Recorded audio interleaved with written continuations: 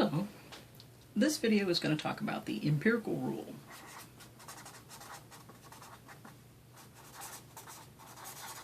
And the empirical rule is always applied to the normal curve, which is that bell-shaped curve. Now, how does the normal curve arise? Well, when we look at data that's natural phenomena, a lot of times what will happen is as we collect a lot of data values, say for example, adult American women's heights, and we start distributing those values into piles, what we'll find is we'll have a tallest pile, which occurred because those heights were the most common heights, so that's how it became very tall. And then what we'll find is there are a lot of women, but not quite as many, who are just a little bit taller, and then a lot of women who are just a little bit shorter, and we have just as many women who are shorter as there are taller than this central pile. And this keeps happening. Then you have some more women who are just a little taller and just a little shorter, but not quite as many on either side, and so on and so forth, until pretty soon you have this basic shape, which is the normal curve.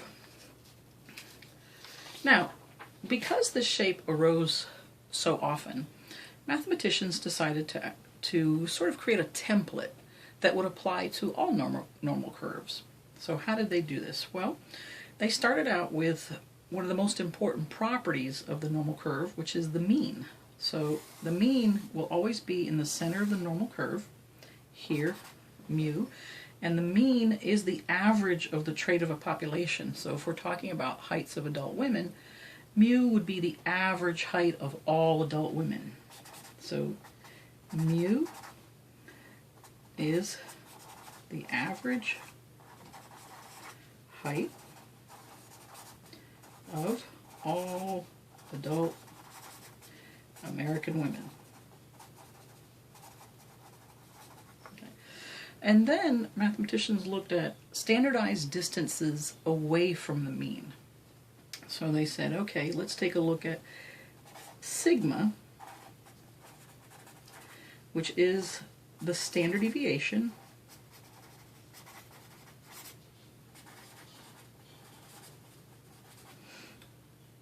of the height for the population of American women. Now, so mathematicians went out one standard deviation in either direction. Okay. So again, mu is in the center of the distribution, and by the way, it is zero standard deviations. Because of the definition of the standard deviation, a standard deviation is defined as, on average, how far each value is from the mean, but the mean is no distance from itself, so it is zero standard deviations. And then when we go out one standard deviation to the right, one standard deviation to the left, and we look at how much area is captured under the curve, mathematicians found out that it was 68% of the entire area under the curve, where the entire area is 100%. And then they kept going and said, well, what if we go out two standard deviations from the mean?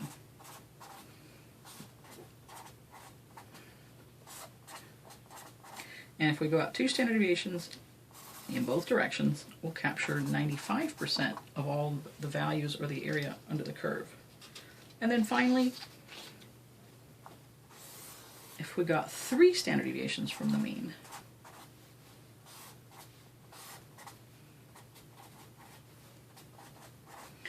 then what's captured under the area of the curve is 99.7%. Now that is almost the entire curve, because since the entire curve is 100%, if we say, well, what's not getting captured, that's only 0.3%.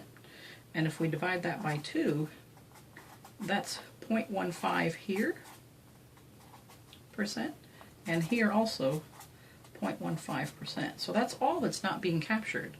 So when we look at normal curves and we go out 3 standard deviations in both directions, we're really capturing almost the entire population of values. Now, let's take a look at an application so you could see how this is applied and why it's so important to understand this template. This template is so important because you can apply it to any normal curve. So for example, let's say we're told that in the year 2000 that SAT scores are normally distributed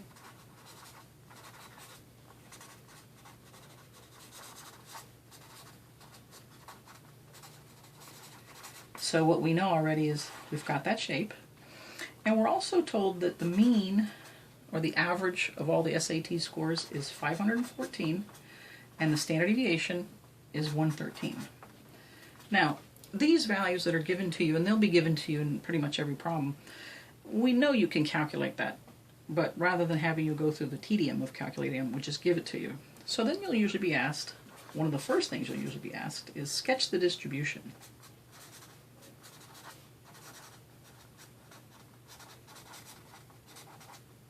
So we have our normal curve shape. In the center, again, we have the mean, which is 0 standard deviations. If we go out 1 standard deviation, what we really know is that we have applied to this specific problem, the mean is 514, and then if we add 1 standard deviation, we're adding 113. So really what we're saying is, if we take 514 and add 113, we're going to get 627. And then if we go out another standard deviation, we can take the 627 and add another standard deviation of 113 points. We'll get 740. And finally, going out 3 standard deviations, 740 plus 113 is going to give us 853. Okay. Now going the other direction, since the mean is 0, anything to the left is going to be negative. That's negative standard deviations, which means you're going to subtract a standard deviation. So starting with the mean 514, if I subtract a standard deviation, now I'm going to get 401. Now I go out another standard deviation, so I take 401 and subtract 113. I get 288. And finally, to get the last standard deviation here, 288 minus 113, and you'd get 175. So this is what our distribution looks like. Now, what does this distribution mean? How do we interpret it? Let me keep the picture up there.